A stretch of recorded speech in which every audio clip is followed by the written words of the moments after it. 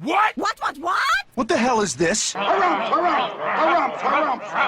I didn't get a harumph out of that guy. Give the governor harumph. Harumph! You watch your ass. I see you shiver with anticipation. Let the show begin. Hey everybody, this is David Heretic coming at you with another edition of Reactions, Reviews, and Rants. And tonight, okay, making their debut on the channel tonight, we have Bush. Yes, indeed. How about that?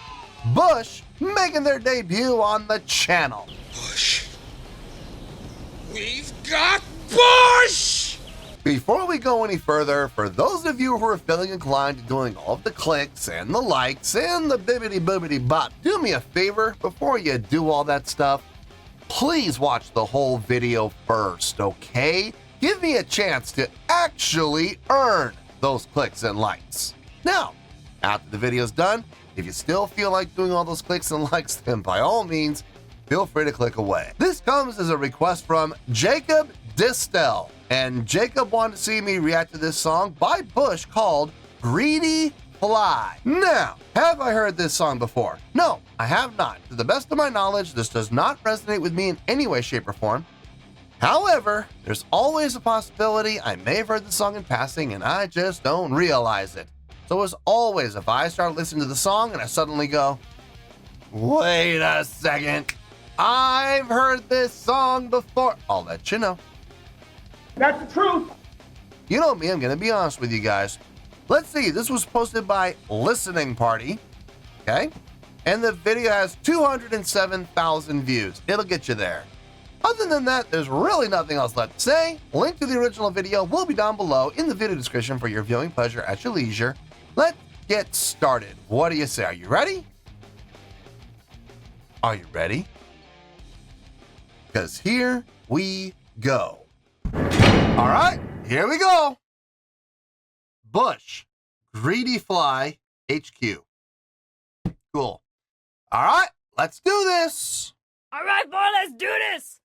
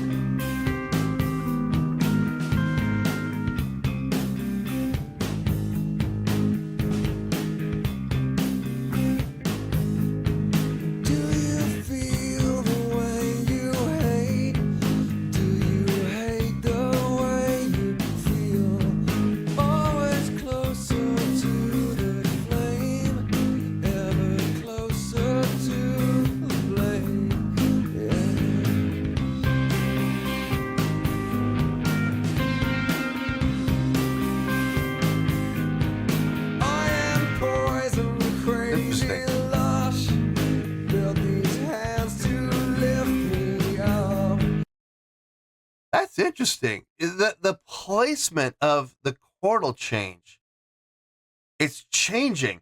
So when there's no vocals going on in the verse, we're talking about within the verse here. So we're in C, so C minor, and then when we switch, we move down, go down to the minor 6.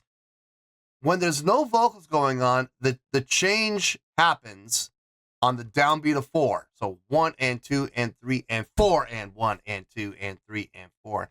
Back to the C on the downbeat of 1. That always stays constant. So when they go back to the C, it's always on the downbeat of 1. But whenever they go down to the G sharp, A flat, take your pick, it's the same note. But when they go down to that A flat, it when there's no vocals going on, it's on the downbeat of 4. But when there's vocals going on, it's on the upbeat of 4.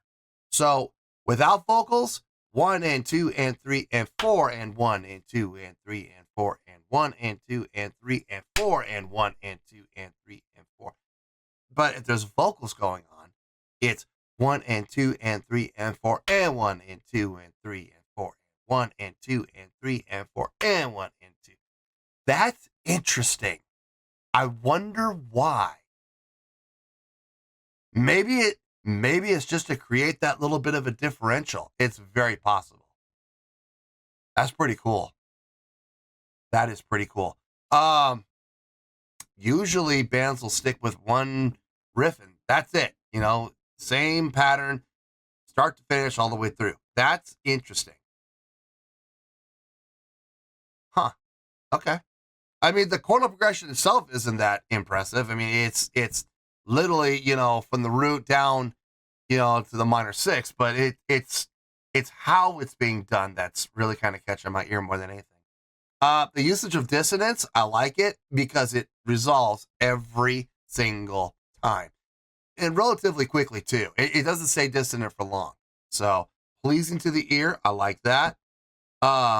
Tempo feels good. The groove is straight ahead. 4/4 tempo. Well, 4/4 time signature with a just nice laid-back feel groove. So, I got no issues with this. None. I'm not going to say I'm blown away by it. I mean, seriously, the only thing that's kind of blowing me away a little bit is the rhythmic placement of the chordal change. That's really it. Everything else across the board is, you know, pretty standard. So there's nothing wrong with that. Nothing wrong with that at all. It's hitting for par. So anyway, let's keep going here. Let's see how this goes. We are servants of our formulaic ways.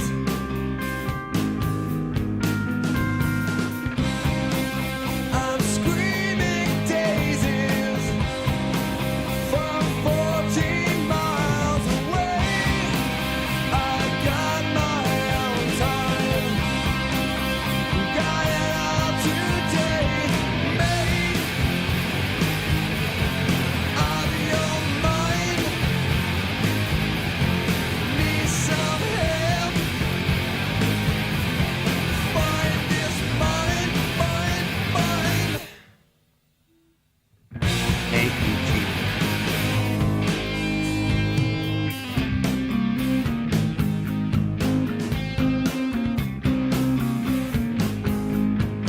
Limbo this and limbo that. You were this and you were that. Ever know that what you fear is what you find.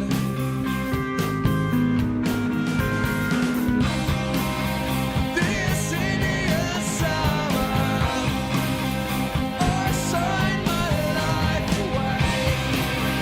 There's a greedy flight here and fly away. Made Results. of your mind. Need some help. Find this mind.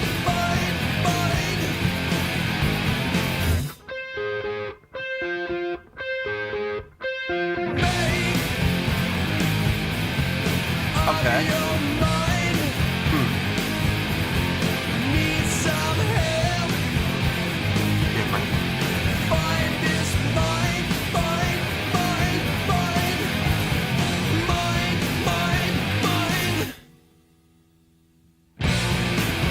Nice layout. Okay.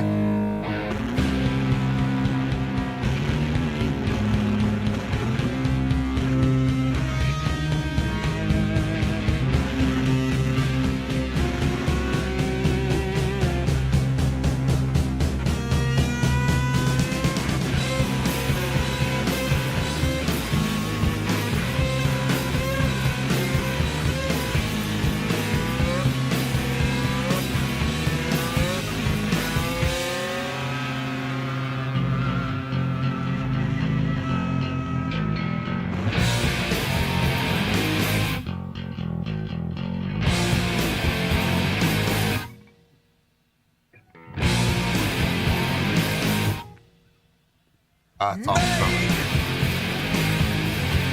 Of your mind. Need some help. Find this mind.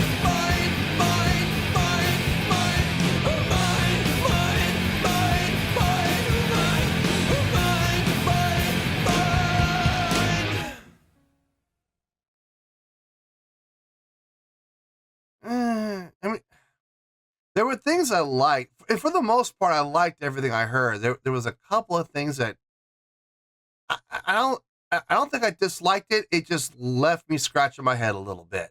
I'll tell you what I mean by that. Let me get my thoughts together. I'll see you in the review, and we'll talk about it. Well, there you go, folks. That was Bush with Greedy Fly. This was a request from Jacob Distel. The nose. What the heck is he? What's he doing? He's picking flowers. Roman red. Roman red? A whole field of wacky weeders. I got a score. It makes sense to me. It does. And I'm sure if you guys give me a chance, hear out how I came up with the score, I think you'll see where I'm coming from. And I'm sure some of you will even probably agree with me. Let's start with the score and we'll go from there. On a scale of 1 to 10, I'm going to give that a 7.3.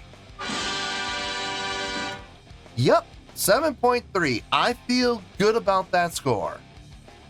Let me tell you why. Why? Okay, first things first, a 7.3. What does that mean? Well, a 7.3 would translate to a really good skill rating. So overall, I think this was a really good song. It would also get 4 out of 5 stars and a B letter grade. Yeah, B as in boy. So there you go, 7.3, really good skill rating, 4 to 5 stars, and a B letter grade. Now, how did I come up with that score? So glad you asked. Okay, the songwriting, it sounded good. Everything across the board sounded good. There were some things that I thought were stronger than others, and I'm going to be honest with you, there were some things that kind of left me scratching my head, but nothing sounded bad. Nothing sounded horrible. I wouldn't say anything about the song was negative. Even the head scratching things, I think they were done in a creative way. I just wonder what they were thinking when they wrote this. By doing what they did, it was creative, absolutely, sure. I don't know if I necessarily liked it, but I didn't hate it either. So, anyway, the chordal progression, it felt like two completely different songs, honestly. And yet at the same time, the pieces fit just fine. You had the verses and the main riff in the verses, and then you had the chorus, which was completely different. It was interesting. Again, one of those things that just kind of made you scratch your head a little bit and go, wonder why, but it all sounded good. It all made sense. It felt good. A little disjointed at times, but even the disjointedness, I didn't find it appalling. I didn't feel it off-putting. It definitely raised your eyebrows, but it didn't sound bad. So I got no problem with it. Like I said, I'm a little confused, but that's okay, you know? Musicianship wise, everything sounded nice across the board. Obviously, everybody knows how to play their instruments well. Drumming was solid, bass playing was solid, guitar playing was solid. Everything across the board was solid. I'm not going to sit here and say anything was all that impressive from a musicianship standpoint. I've heard far more impressive musicianship from other bands and other songs, but at the same time, it was a solid job across the board. Vocally, I'm being honest, I think the vocals were probably the most impressive thing about the song. Knowing when to change up the vocal style to fit what was happening within the song and do it effectively. It's one thing to recognize when a song needs a change in the vocals. It's another thing completely to be able to come up with a change when the song calls for a change and do it effectively and do it in a well thought out and precise manner. That is a skill that not every vocalist has. I mean, vocalists have different vocal styles and they can change on the fly, but recognizing when to use this style in this part of the song and then another style in this part of the song, that's a skill. And the lead singer clearly understands that. Knowing when to turn it up, knowing when to bring it down, knowing when to put a little more strain on the voice, knowing when to put a little more cleanliness on the voice, really understands what to use and, more importantly, when to use it. And he did a fine job. The pacing on the song, the groove of the song felt good. The dissonant usage. Now, I know a lot of people in the past have said, DH hates dissonance. No, I don't hate dissonance. I have no problem with dissonance as long as it's utilized in a tasteful manner and as long as it resolved. And both of those boxes got checked on this. It was used creatively in some spaces that I didn't always necessarily agree with, but when it would do that, it wouldn't stick around for very long. It would go in, make the dissonance happen, do the damage it needed to do, and then it would resolve in a fairly quickly fashion. So I had no issue with it. I had no problem with it. A couple of times I did kind of scratch my head, like during the guitar. I hesitate to call that a guitar solo. I would really call that more of a guitar break. Couple times within there where I was like, okay, I'm starting off with dissonance. Okay, sure, why not? Why not? It resolved. It made sense. So fine, sure, no problem. The usage of those breaks, where everybody would lay out. I thought that was nice. I thought that was really well done, well thought out. It's funny how those little things like that can really have an impact on the song, whether it be for the better or for the worse. That's a whole nother story, but it had an impact. And in this situation, in this case, it definitely had a positive impact. It helped break up the song, and gave those sections a chance to kind of reset. So, yeah, no issues there. No, overall, I think it's a really good song. There were some parts that kind of left you scratching your head, but there was nothing about the song I would say was bad or unpleasant. So it was a nice listen overall. I think it's a really good song overall. And that's why I'm giving it the really good score of 7.3. I feel good with that score, and that's where we're going to stay. So let's wrap everything up here in a nice shiny bow, shall we? We have a 7.3, which is a really good skill rating, 4 out of 5 stars, and a B letter grade. Take your pick. I don't care, whichever one of those floats your boat. Final word, final score, I have spoken. Well, that's going to do it for this edition of Reactions, Reviews, and Rants. Hope you all enjoyed the show. Hope I was able to entertain you. If I was able to put a smile on your face and brighten your day, I did my job, and I'm so glad I could do it. If you guys feel like joining the fan base, go ahead and click on that button down there. If you guys want to like the video, go ahead and like the video. If you guys want to ring the bell, go ahead and ring the bell. It honestly doesn't make any difference at all to me, but if you guys feel like doing these things, well then by all means, feel free to do so.